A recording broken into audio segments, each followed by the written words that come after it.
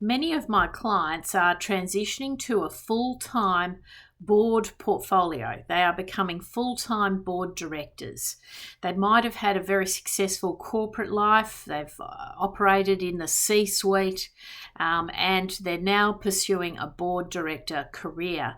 This is happening much earlier than in the past. So I've actually got a number of clients who are in their late 40s, early 50s who are now pursuing full-time board work, whereas probably in the old days it was sort of something that sort of started in the 60s, so in the 60s age demographic. So we are seeing clients do this transition.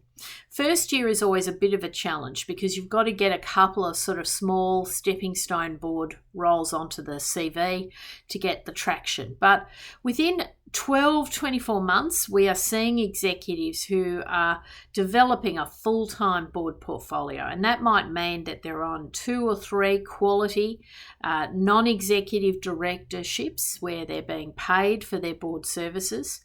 They might have 1 or 2 or 3 advisory board seats, where again they're being remunerated to serve on an advisory board. They might not have the fiduciary responsibilities, but they're still being well compensated.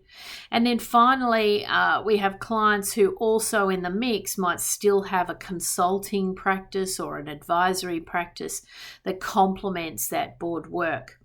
Now, I say to my clients, in terms of time allocation, for each board seat, you have to allocate at least 1 day per month to that work.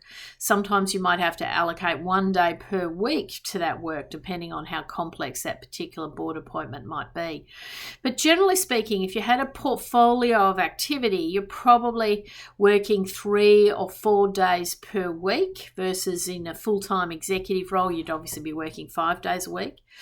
So you're working sort of slightly less, but you're working on more strategic and key business matters, advising companies, working at that senior board level. You have to allocate your time to do your board, read your board papers, prepare for board meetings, and then there's all the activity that happens around the boardroom. So that might be the committee work, it might mean additional kind of activity, working with the senior leadership team and key stakeholders. It's very rewarding, but to get the balance right takes a little bit of effort and having a clear strategy in mind as to how you want to put your portfolio together. And obviously, each role tends to be incremental, so each role leads to the next. So you have to have an overarching sort of strategy in mind as to how you want your portfolio to look. And then when you get it kind of set each year, you want to kind of look at it and see, well, could I take it to another level? What roles do I want to now bring into the portfolio? What roles might I drop off the portfolio?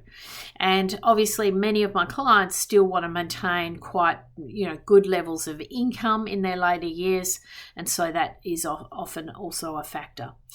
So it's very interesting to see what's happening. Many clients moving towards board portfolio activity, which is really exciting to see. Gives people a lot of flexibility, but also a lot of interest, a lot of career satisfaction, because you're operating at a very senior level across quite a wide range of diverse clients. So it's great work, but it does require a bit of planning and obviously an overarching strategy as to how you're going to pull your board portfolio together.